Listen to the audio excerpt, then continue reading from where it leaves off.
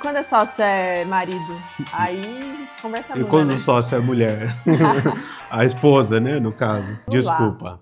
Quando a sócia é a sua esposa. Vamos começar de novo? É porque eu falei quando o sócio é mulher, tipo, parece que eu tô sendo... O cara o Thales Gomes. Né? É, o Thales Gomes, Pode Você excluído da internet. Não, vai ser cancelado. Ter ou não ter sócios? Eis a questão. E quando os sócios, como nós, são casados? Inclusive, a gente tem um vídeo falando um pouco sobre isso, né? Que é DR de projetos. Mas esse não é o tema hoje. A gente veio falar sobre realmente ter ou não um sócio dentro de um escritório de arquitetura. O que a gente conversa com os nossos amigos, né? Como são as experiências. As assim. nossas experiências E a nossa também. opinião também em relação a isso. Experiências/opinião. Eu vou começar falando pelo que eu acho, assim, do que eu converso com amigas que não têm sociedade, a maior falta que isso faz no dia a dia. Sanidade mental. A nossa profissão, ela demanda muita energia, né? Ela demanda um equilíbrio emocional para lidar com tudo que a gente passa, que eu acho que ter um sócio ameniza isso, de certa forma. É como se a gente estivesse dividindo um pouco ali o peso A responsabilidade, do fardo, né? O problema que a gente tem que resolver, a gente conseguir ter alguém ali para desabafar e alguém que de fato esteja na mesma situação que a gente. Porque desabafar com um funcionário não é a mesma coisa. Desabafar com o seu marido ou sua esposa que não é arquiteto não é a mesma coisa. Eu sei, porque eu tenho muitas amigas que passam por isso. É que o dia a dia, né, é muito estressante e eles também daí vão ter o estresse do trabalho deles e nunca entendem a demanda que a gente tem. Eu, às vezes, me pego, né, ajudando esses maridos. De amigas arquitetas minhas, por exemplo. Tentando fazer eles encontrarem ali um jeito de ver de uma forma diferente, de conseguir ajudar e tal. Porque, óbvio, o estresse, às vezes, causa um estresse ali conjugal e, às vezes, a pessoa tá precisando só de alguém pra Desabafar. enfim. Principalmente as mulheres, né? Até porque, o que alguém de fora poderia realmente fazer? Nada. Depende. Na maioria das vezes, nada. Ou você escuta, né? E dá força. Vamos lá, vamos resolver, é isso aí, a vida é assim. É meio blasé, assim, meio uma história de coach quase, né? Pra não jogar contra, né? Porque às vezes a pessoa vai desabafar e o cara, pô, tô de saco cheio, também tem meus problemas, tem isso, tem aquilo. Tá, cara, calma, vamos pensar de um outro ângulo aqui pra gente tentar se ajudar e o relacionamento ficar ok, né? E principalmente, assim, às vezes a pessoa trabalha sozinha, ela tem uma sobrecarga de horas de trabalho muito grande, né? Que isso é uma coisa que a gente bate muito na tecla, até com o GPS da obra como um todo, de você aprender a lidar com essa demanda, né? Mas isso usa muito tempo, então a pessoa tem que trabalhar de final de semana, às vezes tem que trabalhar à noite, e aí o marido, a mulher não entende, mas por que você precisa trabalhar esse tanto? E às vezes não tá tendo aquele retorno, então vira um estresse, assim, que afeta muito, né? O casal, o relacionamento da pessoa como um todo, assim. Mas eu acho também que agora, falando de sócio, além dessa parte emocional, eu um dia fui numa palestra, quem tava dando essa palestra era o Maurício Arruda. Isso me marcou muito, uma frase que ele falou nessa palestra, e aí eu lembro que eu me vi nessa situação. Que ele disse que a gente tem que ter um sócio, que uma sociedade, na verdade, sempre ela vai dar certo, de verdade, quando você tem um sócio que te complemente, e não um sócio que só vai somar ali do seu lado. Você não precisa de alguém que vai fazer o mesmo que você faz. Você precisa de alguém que faça o que você não faz, entendeu? E eu acho que isso faz muita, mas muita diferença numa sociedade. Porque ter duas pessoas que fazem as mesmas coisas e você continuar com dificuldade naquilo que vocês não sabem fazer, você vai estar na mesma. E eu vejo muito isso porque eu e o Ralph, nós fomos inconscientemente sócios complementares. Porque ele trabalhava em uma área, né, que era muito mais a parte de arquitetura. Isso foi sem querer parte mesmo. de obra e tal. E eu sempre fui mais pra parte de interiores. O Ralph não fazia interiores quando ele trabalhava sozinho. E quando a gente resolveu abrir na nossa sociedade... Quando eu pegava interiores, quem fazia ele era... me passava como freela, entendeu? Eu trabalhava pra ele nas minhas horas vagas. E aí, eu acho que a nossa sociedade realmente deu muito certo e a gente conseguiu crescer, assim, justamente por esse motivo. Porque a gente se complementou e a gente, tipo, ampliou os nossos conhecimentos, né? E hoje, a gente consegue ter essa divisão muito clara dentro do escritório. escritório. Ele cuida de uma parte, eu cuido de outra. Não só falando da parte de projetos, tá?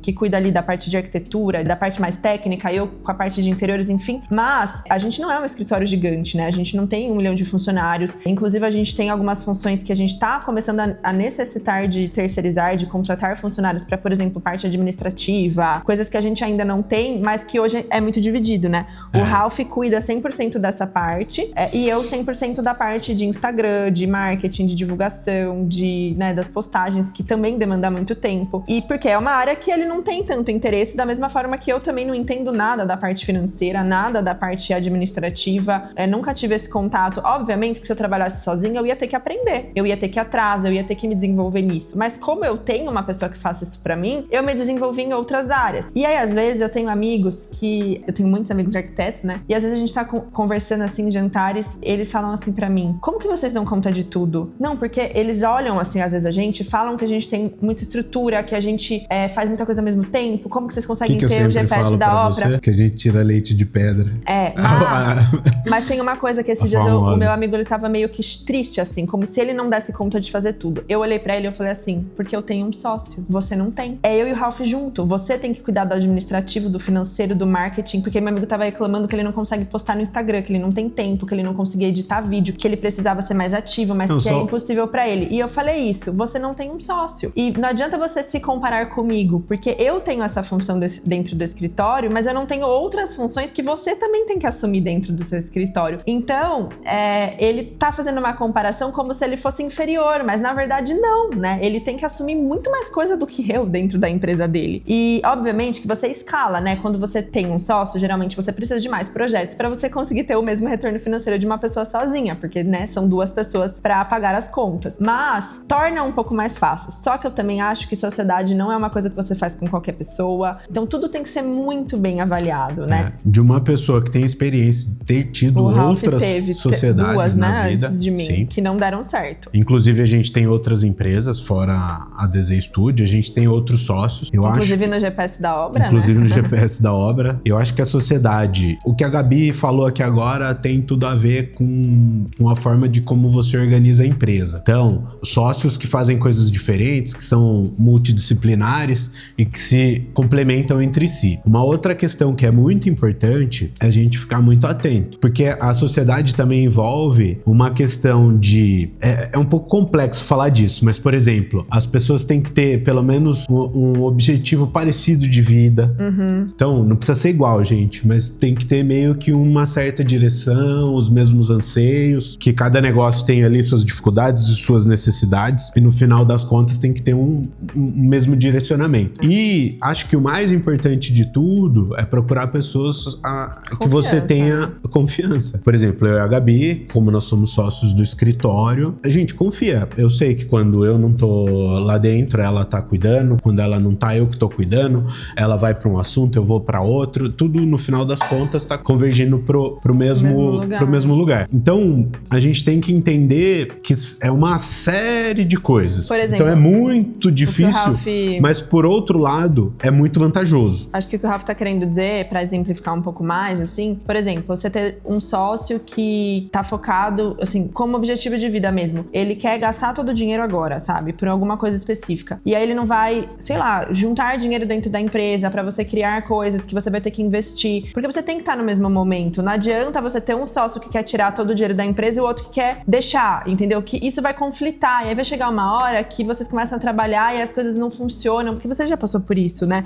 De estar em momento de vida muito diferente do sócio. Não tem certo e errado, tá tudo certo. E isso eu acho que conflita muito, assim. Então, eu acho que, assim, é muito complexo esse tema, né? Mas eu acho que na arquitetura um sócio ajuda muito. Eu também acho. Mas ao mesmo tempo eu sei o quanto é difícil encontrar esse sócio, né? Não é todo mundo que tem essa oportunidade. Então eu não acho que ele é essencial, mas eu acho que quando tem a oportunidade certa, a gente tem que saber olhar pra ela, assim. Inclusive, a gente tem muitos exemplos de muitas sociedades que deram muito certo e muitas pessoas que às vezes começaram com sociedade e depois desvincularam. Então, não tem certo e errado. Tem os prós e contras de cada um. O importante é, se for pra escolher um sócio, a gente tentar encaixar esse apanhado de coisas que a gente falou aqui hoje. Não precisa preencher todos os campos ali, né? Não, vai ser difícil ser o 100%. Mas, de tudo, eu acho que não pode faltar faltar confiança. O resto dá pra tentar organizar. Amenizando. E amenizando. E agora a gente vai contar 2 casos pra vocês de situações que aconteceram com a gente, até contando um pouco do GPS da Obra, que é uma outra empresa que nós temos outros sócios, até explicando um pouco como isso aconteceu, de oportunidades mesmo que o nosso próprio trabalho como arquitetos nos proporcionou, e que eu acho que isso é um alerta também pra todo mundo que tá aí, né? Acho que o Rafa vai explicar um pouquinho sobre esse caso. Eu vou contar sobre uma possibilidade de fusão que aconteceu dentro do escritório, onde a gente foi procurado por uma outra empresa que tinha uma carteira de clientes já, que era uma empresa que fazia bastante projetos. E a ideia deles era que a gente fundisse os 2 escritórios e a gente ficasse um escritório só. É complexo isso. A gente demorou um tempo pra decidir, né? E a gente fez várias reuniões e tentou chegar ali num denominador comum. No final das contas, a gente acabou declinando. Ali, naquele momento, por diversos pontos, né? Um deles é que, como casal, a gente estava no momento de tentar engravidar e a gente descobriu algumas questões aí. Não tava no momento psicológico tão bom assim, sabe? Pra assumir uma outra empresa, enfiar mais gente no meio do rolê todo.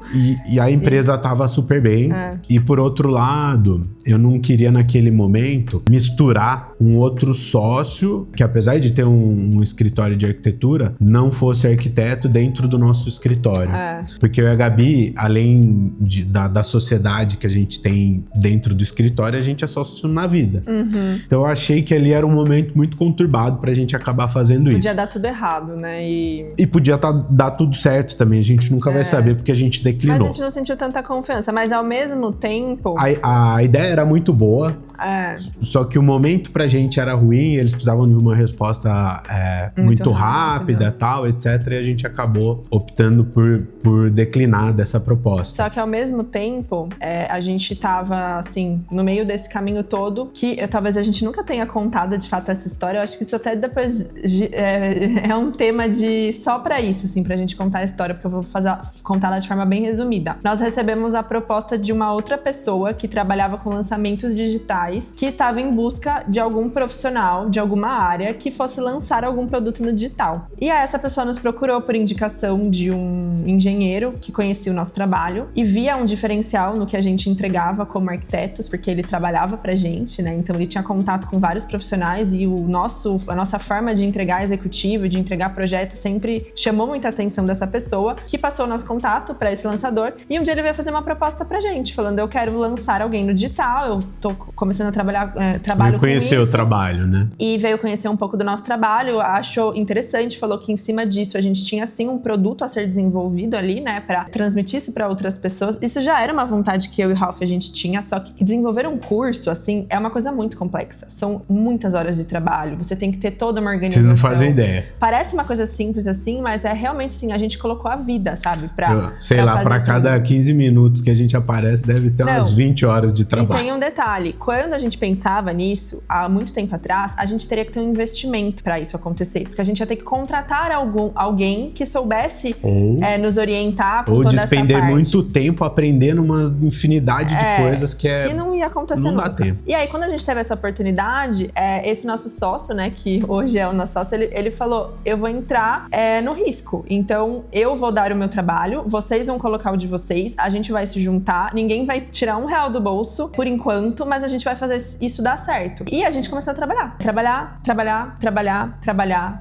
Foram muitas horas de trabalho desenvolvendo tudo, até gravar, até editar. No começo, nós éramos 3 pessoas, e aí colocamos outra pessoa, uma amiga minha também, que nem mora aqui, mas que ela também entrou pra complementar. E hoje nós somos 4 sócios que somos 100% complementares. Cada um cuida de uma área e demorou pra gente alinhar a função de todo mundo dentro da empresa.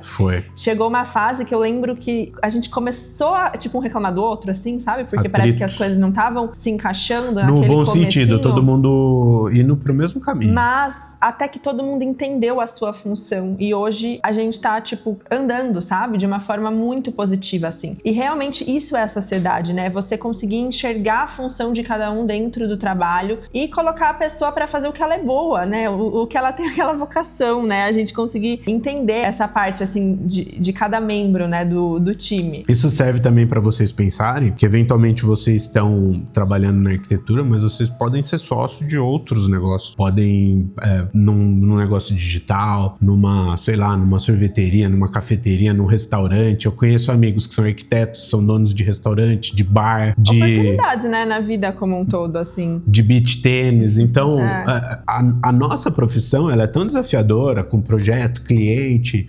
fornecedores e tal, que ela vai moldando e criando uma casca que ajuda a gente até quando a gente enfrenta esses outros desafios. Eu acho que é uma escola a mais. Então, mantenha a mente aberta. Eventualmente, a gente está falando aqui de sócios na arquitetura e pode não ser só sócios na arquitetura, pode ser em outros negócios. E a gente gostaria, né, de passar essa mensagem para vocês no sentido de incentivar mesmo, para a gente ter cada dia mais pessoas engajadas e prontas para enfrentar esses desafios. E aí eu acho também que ao longo dos processos a gente vai achando soluções para os problemas que aparecem. Que eu lembro que no começo do GPS da obra a gente tinha muito atrito entre os 4, porque a gente tentava ir por um caminho, esse caminho não dava certo, a gente brigava, ao invés da gente simplesmente falar, tá, isso aqui não tá dando certo, vamos pensar num caminho que vai dar certo. E hoje a gente já tem essa maturidade de perceber que aquilo não tá rolando, então qual que é o plano B, o C, o D, o E, o F? E, a gente pivota rápido.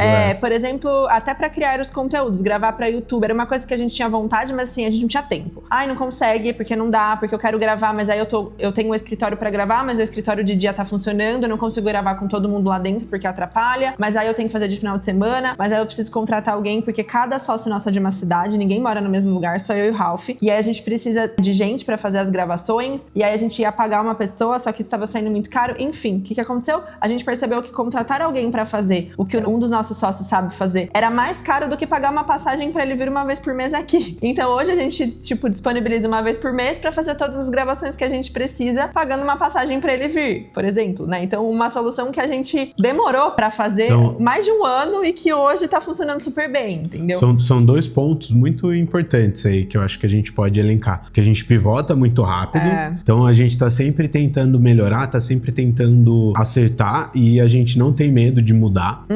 Virou um padrão nosso, assim. Então a gente consegue... Bora mudar e vamos pelo tamanho que a gente tem, tudo a gente vai mudando, vai pensando, vai tentando, ali vai fazendo, vai testando, vai procurando coisa nova. Tem o nosso sócio, toda semana ele manda um aplicativo novo, um negócio novo.